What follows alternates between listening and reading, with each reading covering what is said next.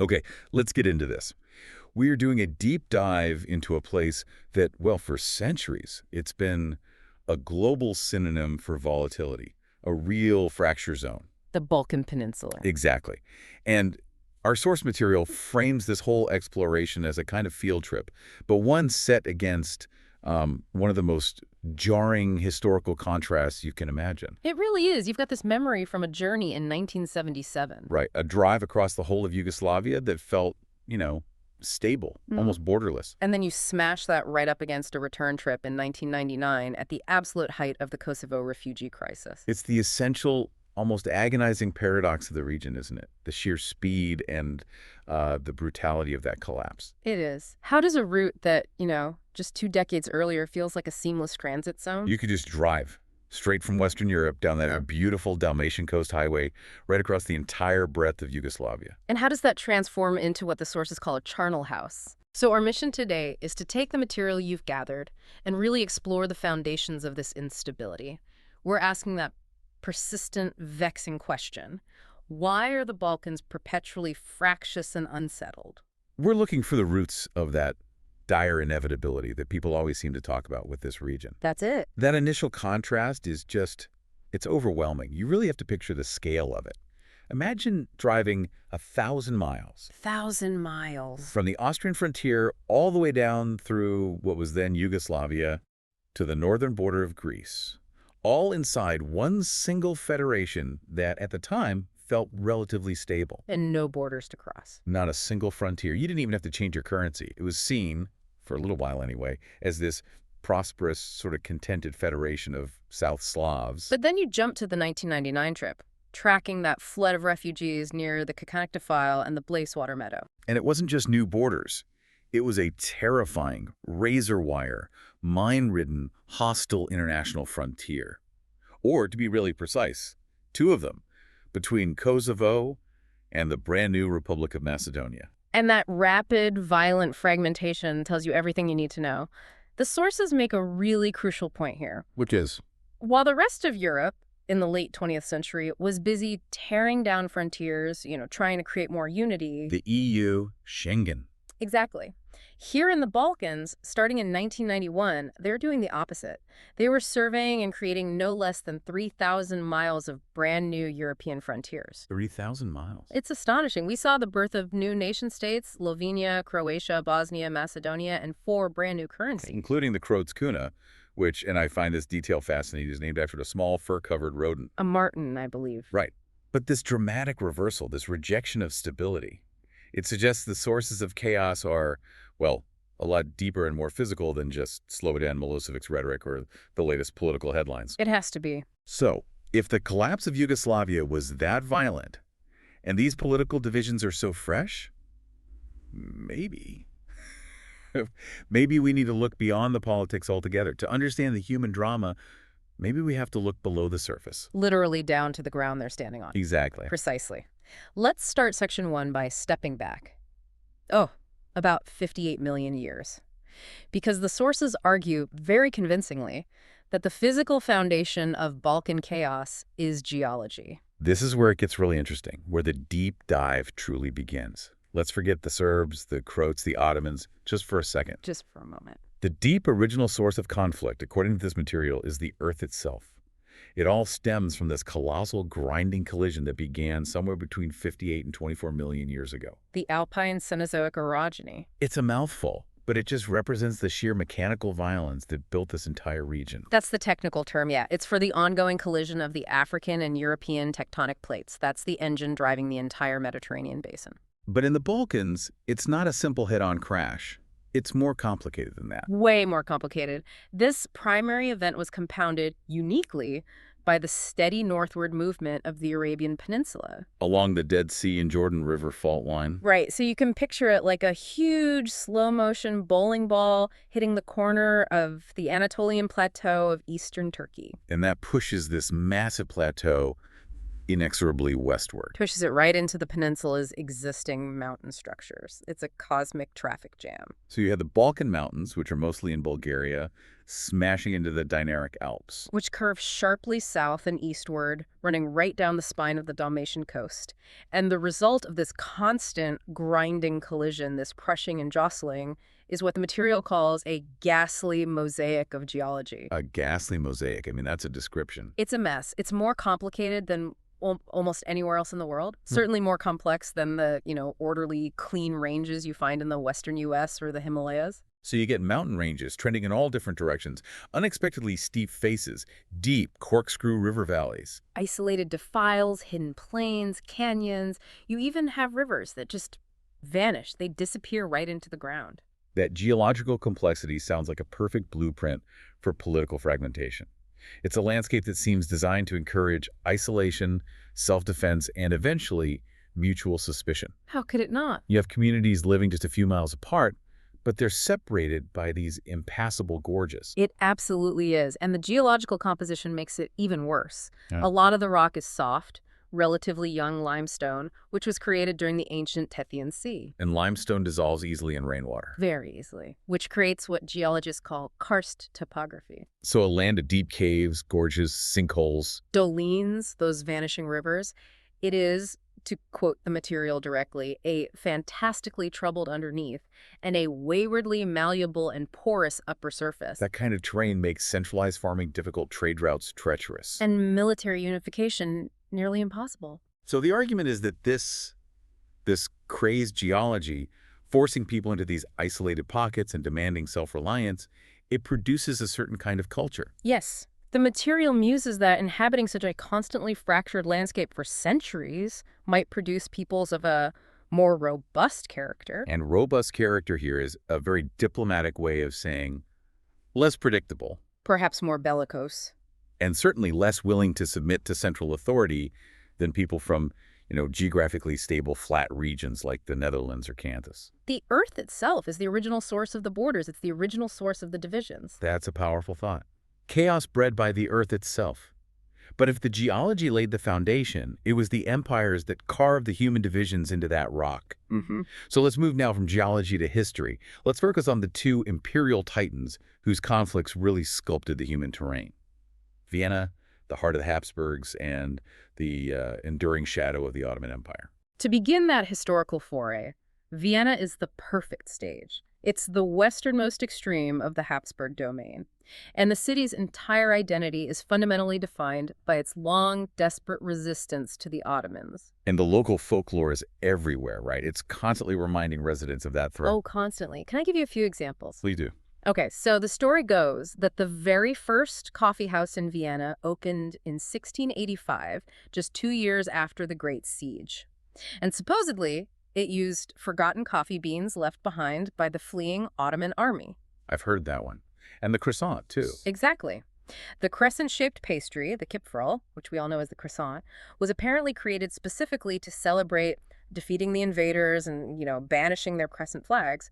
You're eating the symbol of your enemy's defeat. These aren't just quaint stories. They're national identity markers built around a successful defense against the East. Absolutely. But that history, it isn't just about a successful defense, though. The Ottoman threat was real. It was palpable and truly terrifying for centuries. The sources mention Sultan Suleiman making a vain attempt on Vienna way back in 1529. He was defeated partly by the atrocious winter weather. A bit like Napoleon in Russia. A very similar story. But the real near-fatal moment for Europe was the 1683 siege of Vienna under Sultan Mehmed IV. This time they were serious. This time, the Ottomans had achieved a critical level of confidence and preparation. They imagined victory was inevitable and that the gates of Europe would just fall open to them. And the army they brought was prodigious. We're talking about 100,000 fighting men, lodged in 25,000 tents, covering such a vast area that the encampment looked like a rival hostile city surrounding Vienna. And the sources detail the leader, Grand Vizier Kar Mustafa Pasha, as this figure of, high contrasts. A violent, xenophobic leader, yet prone to extreme decadence. Utterly. The Grand Vizier's personal encampment was a symbol of the empire's pride and, its eventual weakness. His tent was purple. Traditionally purple, yes, and tricked out in gold-embroidered silk. It was designed to resemble a magnificent palace, a miniature version of the Sultan's court. And the contemporary accounts mention, what was it? Enclosed gardens, mechanical fountains. Sophisticated mechanical fountains, streams of perfumed water, priceless carpets, elaborate menageries. It wasn't just designed for comfort. It was designed to project this overwhelming, effortless superiority. But the most astonishing detail for me is his personal traveling entourage. Yes. Kara Mustafa brought a vast personal traveling harem of 1,500 compliant Turkish women guarded by black eunuchs. Which he frequently augmented with newly captured Christian girls. Right, and to bring that kind of entourage to a desperate siege, it just speaks to a colossal overconfidence, an expectation that he would simply roll up the city and move on. That indolence, that self-indulgence, it proved fatal. The siege ended in utter humiliation for the Turks. They were routed at the Battle of Kahlenberg by combined German and Polish forces under King John III Bolesław. And this failure was immediately recognized as the Ottoman equivalent of a catastrophic turning point. Beginning of the end. The start of the long, unyielding imperial decline that would take centuries to complete. And the personal fallout for Kara Mustafa was swelled and incredibly brutal. Which brings us to this truly weird historical detail, the kind of relic that really sticks with you. The fate of Kara Mustafa Pasha's head. So after the defeat, he was executed in Belgrade by bowstring. The traditional punishment. The certain punishment for any military leader who allowed the defeat of the Sultan's armies. The executioner then sliced the head from the body, skinned it, and performed a sort of primitive taxidermy on it, stuffing it with straw or cotton. So this stuffed head, what happens to it? Well, the immediate trail runs a bit cold, but the strong Habsburg tradition is that the Austrians, who were utterly energized by their triumph, later dug up the stuffed head in Belgrade and brought it back to Vienna. As a trophy. A grotesque symbol of Habsburg triumph. They needed a physical, permanent trophy of their victory. And it was on display for centuries at the Historisches Museum der Stadt Wien. For a very long time. But the sources note that this, physical symbol of triumph eventually became a bit of a diplomatic embarrassment in the modern era. Understandably. Exactly. Sometime in the 1970s, the museum curators, perhaps facing what one writer called our lily-livered age of self-examination and evolving political sensitivities, they locked the head away in a basement. It was deemed too inflammatory. And too offensive to modern Turkish sensibilities to display a centuries-old stuffed enemy head. The curator, Dr. Sylvie Maddel, even confessed to the author that they weren't 100% sure it was even his head. Right, although the consensus among the Viennese was that they were happy to have any symbol of beating back the Turks. So the diplomatic fuss over its return to Turkey continues, especially since his headless body is supposedly buried in northern Turkey. It's a fantastic collision of history and the present. And the source even suggests a modern solution to this centuries-old trophy debate. DNA testing. DNA testing to confirm the head's authenticity. This macabre detail just powerfully symbolizes that enduring Ottoman-Habsburg conflict that defined the Balkan fault lines for so long. That physical relic really drives home the centuries of animosity. So if Vienna was celebrating the defeat of the Ottomans, the Habsburgs then immediately began drawing the next set of fault lines in the very territory they had just saved. Let's move to Section 2. Where those imperial fault lines were literally engineered onto the map. And that leads directly to the 1990s war we were examining at the start. This is maybe the most critical segment for understanding the 1999 crisis. The greatest example of this deliberate fault line engineering is the history of the Krajina. The Vojna Krajina. The military frontier district. Exactly. This region, headquartered at Karlovac, was created by the Austrians in the late 17th century. It was a direct response to their jitters, their fear of a renewed Ottoman attack after the 1683 siege. So instead of fortifying the borders themselves, the Austrians had a much more cynical, cheaper, and ultimately devastating idea. They outsourced their defense. That's precisely right. They chose to deliberately allow and encourage Orthodox Serbian Slavs who were fleeing the crushing weight of Ottoman rule in the south to settle in Habsburg borderlands. Specifically, on what was historically and legally Croatian territory. That's the key. This included a mass migration of 30,000 faithful led by the Orthodox Patriarch of Pec. The Habsburgs saw these people as perfect human shields. And what were the specific terms of this deal? Because those terms are what defined the conflict 300 years later. The Austrians were extremely generous, which, was easy since the land wasn't technically theirs to give away. They formalized the arrangement through decrees like the Statute of Valachorum. And they granted the Serbs Land, autonomy. All of the above. They granted them land, autonomy, religious freedom, so they could practice the Eastern Orthodox faith, with its links to Byzantium and Moscow, and, most critically, They let them keep their guns. They permitted the Serbs to arm themselves as a territorial defense force. They were exempt from local feudal taxes and obligations. The court officials at the Hofburg essentially said, "We will allow these people internal self-rule, and in return, they will fight and die for us." So, with the stroke of a courtier's pen in Vienna, the Austrians sowed the deepest seeds of centuries of division. Without a doubt. They created this highly armed, semi-autonomous, independent-minded population that looked resolutely east, wrote in Cyrillic, and owed its loyalty to Belgrade and the Orthodox Church. And planted it deep within an overwhelmingly west-facing Catholic Croatian territory. That's the fault line. That is the fault line. The Krajina stretched from the Serbian border all the way down the Dinaric Alps. So when Croatia sought independence from Yugoslavia in the 1990s, these Krajina Serbs felt absolutely justified in rebelling. Because their ancestors had been promised this land, these privileges, by the emperor himself. Exactly. They refused to become a minority under a newly independent Croatian state. And the Krajina became synonymous with the word's violence precisely because it was a fault line deliberately engineered by the Habsburgs to protect themselves centuries ago. Which is why that seamless drive in 1977 became a wall of conflict in 1999. And that animosity, which flares up along those engineered borders, found its darkest and most extreme expression during World War II. Which brings us to Zagreb and the horrific stain of the Ustashi. The Ustashi, the Croat insurrectionists. They were a pre-existing body of, frankly, unutterably violent Croat separatists. They were famous for assassinating the Serbian king Alexander I back in 1934. And during WWII, they ran the so-called independent state of Croatia as a nominally independent fascist regime. And their ruthlessness against Serbs, Jews, and Roma was absolutely chilling. And their policies against the Serbs weren't just random violence, they were codified. Systemic. The three-part policy. 1/3 must be exiled, 1/3 converted, and 1/3 killed. It's a terrifying measure of planned destruction. It is.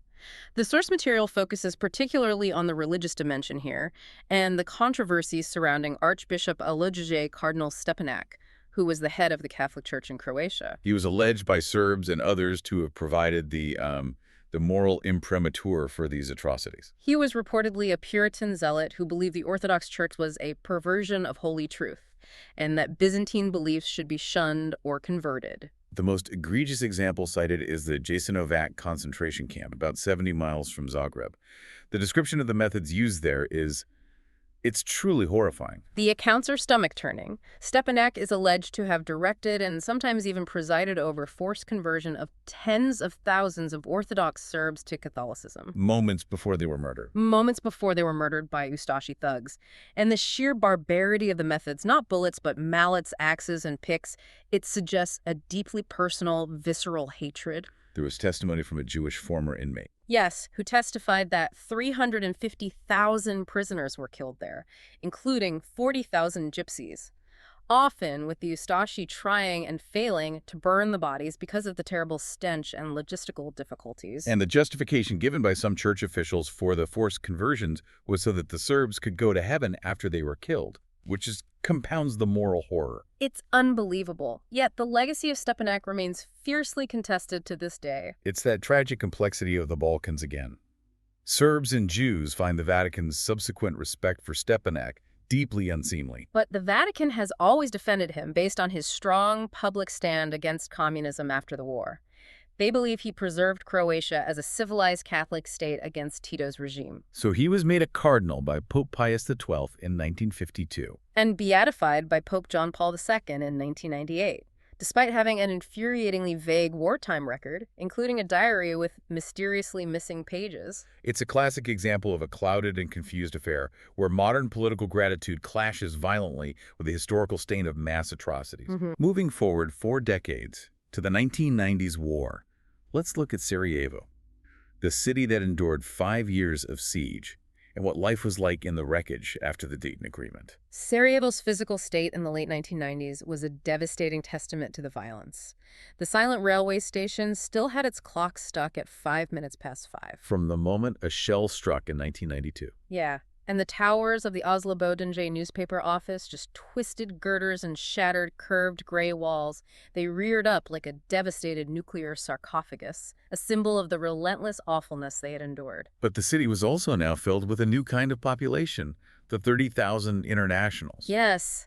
Aid workers, bureaucrats, staff for the Office of the High Representative, the OHR, they were all businesslike, driving their white four-wheel drive cars, taking up the best apartments, eating at the few good restaurants. And they were often intensely resented by non-affiliated locals. For their high salaries paid in German marks, which created this economic disparity that mirrored the ethnic resentment.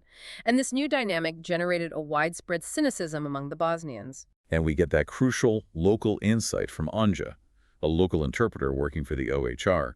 She points to a cultural problem that's tied to the region's long, complicated history. She points specifically to the Ottoman heritage to explain a Bosnian lack of a working tradition. She tells the author, "All I do is drink coffee, get my hair done, talk." She described the new local economy as being driven by get-rich-quick schemes, black markets, drug smuggling, And girl smuggling. It was an atmosphere where the foreigners meant well, but were entirely disconnected, unable to penetrate the pervasive cynicism of locals who had survived the siege. The sources encouraged the listener to look for a potent symbol in the city, the Sarajevo rose. And this isn't some beautiful floral emblem, is it? No, not at all. It's a morbid memorial. The Sarajevo rose is what they call the concrete patch where a mortar shell landed, leaving a deep, star-shaped scar. And the locals fill this scar with red resin or pink plastic to mark the precise spot where civilians died. It turns a scar of war into this permanent visceral memorial. And it's this symbol of damage that the interpreter, Anja, scuffed with her shoe, saying the piece was just a stay. She didn't want her children to return to a place poisoned by such a lasting memory. It's heartbreaking, and it exemplifies the state of Bosnia's war for truth that the internationals were trying to manage, often by imposing regulations on partisan TV stations. Like the one run by Radovan Karadzic's daughter. Which claimed Mujahedin fighters were kidnapping Serbian children and feeding them to the lions in the Sarajevo Zoo. The propaganda reached just unbelievable heights of absurdity and malice. And this poison leads us directly to Mostar and the symbolic destruction there. Mostar gets its name from the Turkish word for bridge keeper, and its starry most, the old bridge, was an internationally recognized masterpiece. 4 centuries old, an exquisite single arch rising 79 feet from the limestone cliffs. It symbolically connected the Muslim and Croat sides of the city. It represented the ethnic cohesion of Bosnia in its purest form. And its destruction in 1993 was not collateral damage. No, it was a deliberate act of cultural vandalism committed by Croatian artillery during the fighting against the Muslims. They targeted the bridge, smashing it piece by hallowed piece until it fell into the river below. Its deliberate fall demonstrated the absolute fragility of any attempted cohesion. And even years later, the front line along the Boulevard Hrvatski-Branitelja remained this frightful zone of destruction, just pockmarked with 1 million shell bursts. It showed the brutish, unnecessary spitefulness that really defined that war. A powerful indictment of the war's goals, to eliminate the very symbols of unity. Now let's leave the wreckage of Bosnia and look at the countries on the periphery in Section 3. The new nations defining their loyalties as the old Yugoslavia dissolved. Let's start with Montenegro, which was in a truly ambiguous position. Montenegro occupied this curious and precarious spot. Officially, it was one of the 2 constituent republics of the Federal Republic of Yugoslavia, the FRY. Alongside Serbia. But by 1999, its president, Milo Đukanović, was openly hostile to Milosevic. The Montenegrins themselves, who were often said to be the tallest and probably the toughest people in Europe, had this sudden eruption of anger toward the Serbs. Calling them scum, accusing them of stealing the Montenegrin language and identity. And this internal political situation created a correspondence heaven for foreign reporters, which contrasts so sharply with the repression elsewhere. Absolutely. Unlike the repression and censorship they found in Serbia, Montenegro offered journalists an essentially free rein. The government provided interested help and care. Đukanović was playing a very astute but highly dangerous game. Very dangerous. He had given himself certain guarantees by allowing NATO to use Montenegrin airspace and by fostering international connections, but he knew that Milosevic could easily crush the republic in a heartbeat if he chose to. And they were already talking openly of declaring full independence. With a Montenegrin airline and a currency tied to the German mark. And that defiance was mirrored in the religious world, which so often drives identity in the Balkans. There was a parallel priestly battle royal raging for the souls of the overwhelmingly Orthodox Montenegrins. This was the competition between the old established church and the politically motivated new one. The new Montenegrin Orthodox Church was led by his beatitude, the Metropolitan Mihailo, a tall, flamboyant figure dressed in black silk and velvet. Yeah, his goal was political as much as it was spiritual. Entirely. It was to break free of Serbian religious domination and resume the church's once autocephalous or self-governing state. This theological split was the spiritual foundation of the political independence movement. If Belgrade can't control their souls, they can't control their state. Precisely. He sounds like a true showman. And he contrasts sharply with the established Serbian Orthodox Church, which was headquartered at the monastery in the old capital, Cetinje. That's where we find Father Luke, the representative of the Serbian Orthodox Church, and he claimed superior historical legitimacy, stating they were the oldest Serbian church and that the first Serbian saint, Saint Sava, was born in Montenegro. He dismissed Mihailo as an old fool involved in just politics. And he pointed out, quite damningly, that Mihailo had been previously defrocked while he was in Rome. So this battle for religious loyalty, the question of which Orthodox church you follow, it mirrored and amplified the political independence movement. It turned local church loyalties into national declarations. That on the coastal side, the sources introduce another memorable character, the flamboyant Roman Catholic priest, Don Branko Sputega, who was also fiercely anti-Milosevic, even though he was a Catholic in an overwhelmingly Orthodox area. Don Branko lived beside his church in Dobrota, and the author describes him bellowing down a welcome and promising strawberry jelly. He despised anyone who was an ally of that madman in Belgrade, and his chapel was a sight to behold filled with wild mosaics and gold trim, described as an immense Aladdin's cave that might have been relocated directly from Las Vegas. And his confidence was rooted in the land, wasn't it? It really was. He was confident that while he, as a Catholic priest, would run away if the Serbs invaded, the people up in the hills, They knew only guns and fighting. and they always win. That confidence, rooted in the karst and the Dinaric Alps, it just defines that Montenegrin spirit. That sense of wild, unconquered independence finds its ultimate expression in Albania, the next country on the journey, a place with a history perhaps even more isolated and bizarre than its neighbors. Albania's history under Enver Hoxha, who governed with a brutal Stalinist tyranny, left truly indelible scars. He enforced these warped ideals of revolutionary self-sufficiency. Think North Korea's xenophobic Jusha plan, but applied to a tiny European nation. The Sigurimi, the dreaded security police, ran no fewer than 48 prison camps in a country hardly bigger than Vermont. With children taught to spy on their parents. It's horrific. And even basic culture was controlled with an absurdity that borders on satire, if it weren't so tragic. Names. The names. Children could only be given names selected from an officially approved list, often pagan or made up to avoid any hint of religious influence. And the sources note that many adults bear the name Marin Glen. Which is constructed entirely from the first letters of Marx, Engels, and Lenin. It's this constant, bizarre reminder of the tyranny's reach. But the most shocking physical manifestation of this national paranoia, it remains the bunkers. Absolutely astonishing. Out of fear of a simultaneous invasion by the Soviets, the Yugoslavs, and NATO forces, Hoxha ordered the construction of over 100,000 igloo-like, reinforced concrete bunkers across the country. They're everywhere. They line every main road, clutter city approaches, and dot remote hillsides. And many of them were built pointing uselessly backwards, just monuments to a terrible, paranoid, and costly folly. And what are they used for today? By 1999, many were crumbling, others lying upside down like stranded tortoises. The economic folly extended to private ownership, too. No one was allowed to own a car under Hoxha. But by the time of this journey, The source estimates 20,000 stolen German Mercedes-Benzes were circulating, licensed so they can never leave the country, a perfect symbol of Albania's chaotic embrace of contraband capitalism. however, despite this grim legacy, Tirana was experiencing a rebirth. It was described as a chaotic, bubbling, Wild West city, especially on a Saturday night.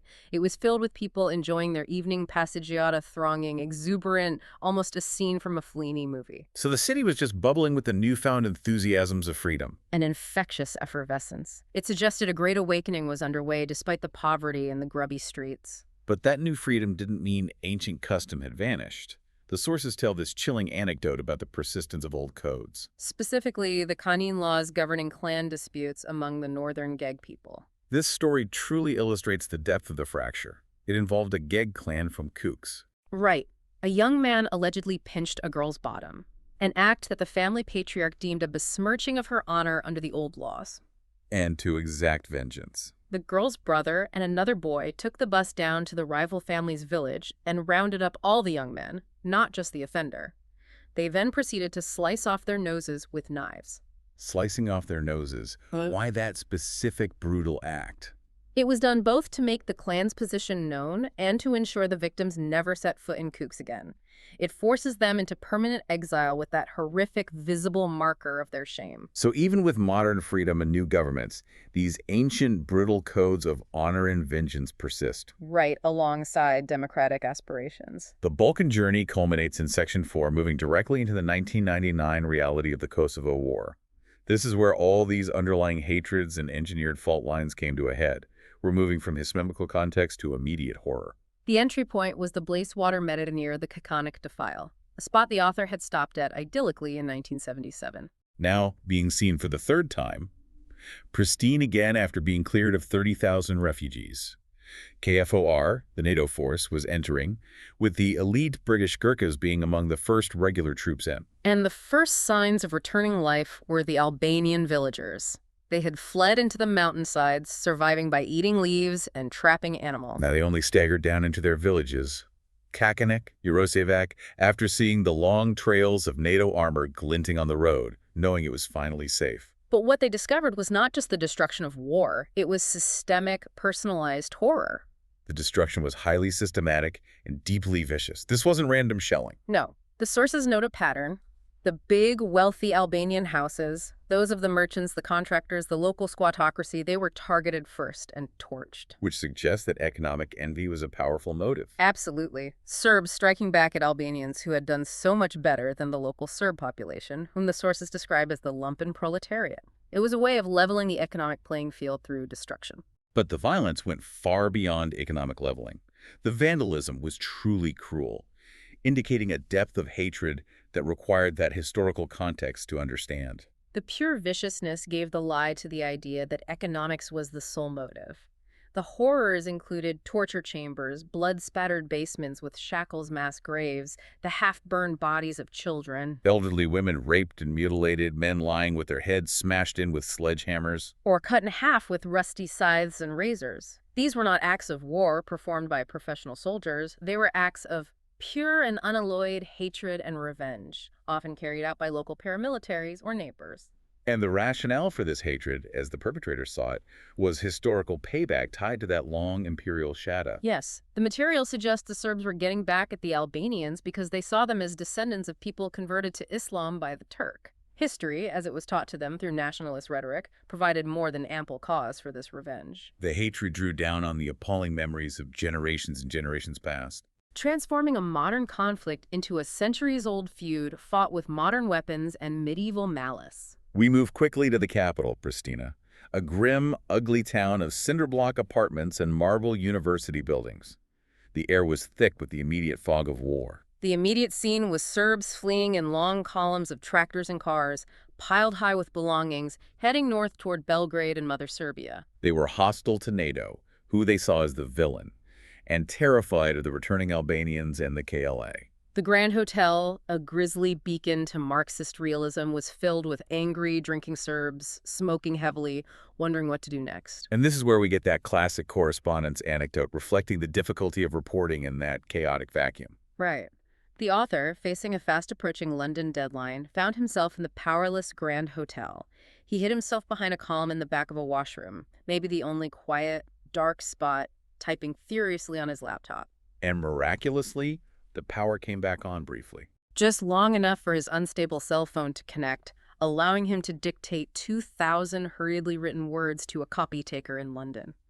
It was the first draft of history, dictated literally from behind a bathroom column under the watchful eye of two burly Serb policemen with machine guns. Meanwhile, the real moment of geopolitical tension, the moment where the global powers almost clashed, was happening just outside Pristina. That was the airport farce.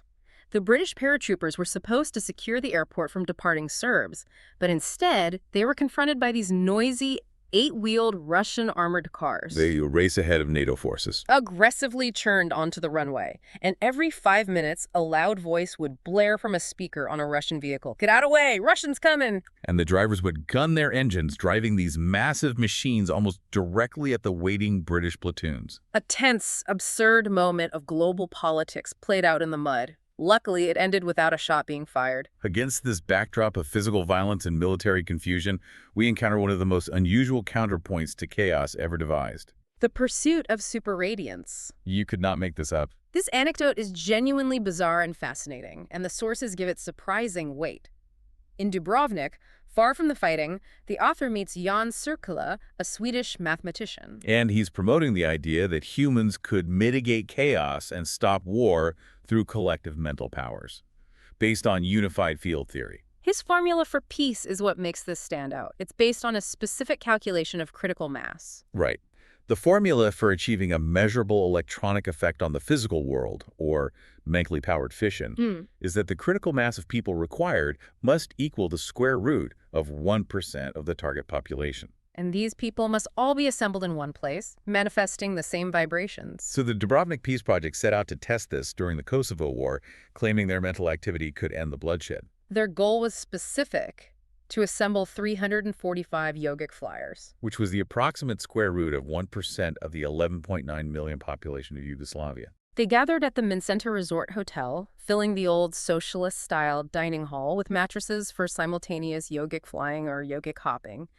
They were striving not just for inner peace, but to reach that critical numerical threshold. The super radiance number. Exactly. Now, while that's a wild anecdote, surely the material addresses how ridiculous it sounds that 345 people hopping on mattresses could end the war when NATO was dropping bombs. It does, but it focuses on the striking coincidence. The sources note that the week Dr. Cirkula arrived, the group was struggling to reach the number. But on the very day, the group managed to assemble exactly 345 yogic flyers. Slobodan Milosevic accepted NATO's peace proposals. Peace of a sort was beginning to break out in the Balkans at precisely the moment the peace project leaders claimed the vibrational forces were working at their maximum. Coincidence or causality? Who knows, but it adds a fascinating, almost mystical layer to a deeply rational deep dive. It's certainly a memorable detail to contrast with the bombs and the carnage. Finally, let's wrap up this journey by heading far east to Istanbul and reflecting on the ultimate source of influence, the Ottoman heart. The journey ends where the Ottoman Empire once reigned, at the Sublime Porta. This was the ceremonial entrance to the main offices of the Grand Vizier, the seat of imperial administration for 3 centuries. Effectively controlling all the Balkan territories. And by 1999, the Sublime Ports had fallen far. It was just 15 Alamdar Caddesi and undistinguished marble gates serving as an entranceway to some obscure city government departments, a shadow of its former power. But the cultural shadow persists, particularly among the Slavic Muslims who fled the recent conflict. The author meets Dot and the Sanjak community. The Sanjak are Slavic Muslims from the Novi Pazar region, which is a finger-like extension of former Ottoman rule between Serbia, Kosovo, and Montenegro. They're reputed for their immense trading abilities and commercial cunning. And they fled to Istanbul because of Serbian oppression. But they maintain this complex, pragmatic view. They rely on their commercial cunning to make the Serbian system work for them, even while they detest it. And Dot's final, cynical worldview offers a perfect, messy counterpoint to the endless cycles of Balkan hatred we've been tracking. Dot, while he's sentimental about his homeland, cheers loudly when the Kurdish leader Abdullah Öcalan is found guilty in Turkey. He states emphatically that Öcalan is worse than Milosevic, claiming Öcalan killed 50,000 people. And he concludes with the ultimate perspective on comparative hatreds, essentially saying the problem isn't just Serbs. He states, there are worse men in the world, and far worse people than the Serbs. Which suggests that even deep ethnic grudges can be contextualized, outweighed by commercial cunning or a broader assessment of global criminality and cynicism. So what does this all mean for you, the listener? We've covered everything from plate tectonics to yogic flying, from Ustashi death camps to Kara Mustafa's stuffed head. What is the fundamental takeaway theory for why the Balkans are perpetually locked in conflict? The sources through this extensive journey, they really force us to weigh these competing theories. Is the cause the ancient ethnic hatreds which just flare up generation after generation? Or is it the deep cynicism of politicians like Milosevic who make a business of stirring things up just to maintain power? Is it the manipulated economic disparity, the envy of the Albanian squattocracy that ignites the violence? Or is it the meddling of great powers, the Triple Alliance of old, or the intervention of NATO today creating and reinforcing these divisions? But the most profound theory, the one that seems to tie it all together, is the sheer inherent chaos built into the geology and the history. The region suffered from being the meeting point of two huge conflicting empires that created deliberate armed divisions for their own security. Constantinople, or Istanbul, acting as the historical storm center, where all these dangerous currents originated and ended, poisoning the land beneath it. Ultimately, the answer is probably all of the above, layered one upon the other, upon the very foundation of an unstable, karst-ridden landscape that breeds isolation and resistance to unity. It's a region where the past is literally etched into the present landscape. Yeah, the journey also reveals the essential human element beyond these grand geopolitical narratives. The remarkable resilience. The cheerful anarchy of the Montenegrins, the surprising exuberance of the Albanians finding freedom, and the sheer dedication of people like the Sarajevo journalists who kept printing even when their building was being shelled into a sarcophagus. It reminds us that people always continue trying to live normal lives amidst the chaos. Yeah. The borders drawn by politicians and emperors are often ignored by ordinary neighbors just trying to make a living. Which leads us to our final provocative thought. At the very end of this journey, buying a ticket home in Sofia, Bulgaria, the author found himself in this nearly empty airline office. And the two ticket agents working side by side were an ethnic Turk, a Muslim from southern Bulgaria, and a Serb Orthodox who had been temporarily transferred from Belgrade because of the NATO bombing. They represented centuries of conflict, religious schism, and recent violence. The two key empires meeting again, condensed into two desk agents. The author asked them, given the war and all the animosity, if they found working together difficult. And they both laughed, calling the question absurd. And then they did something clearly rehearsed, a shared, silent gesture. They held out their left arms straight for the author to see. And this image, two people from the opposing sides of the Balkan fracture laughing at the idea of not cooperating, sharing a common boundary and common work, it challenges the entire narrative of inevitable hatred. It suggests that, perhaps beyond the manipulation and the weight of history, normal life, and even genuine, necessary cooperation persists. And that holds the final hope for peace.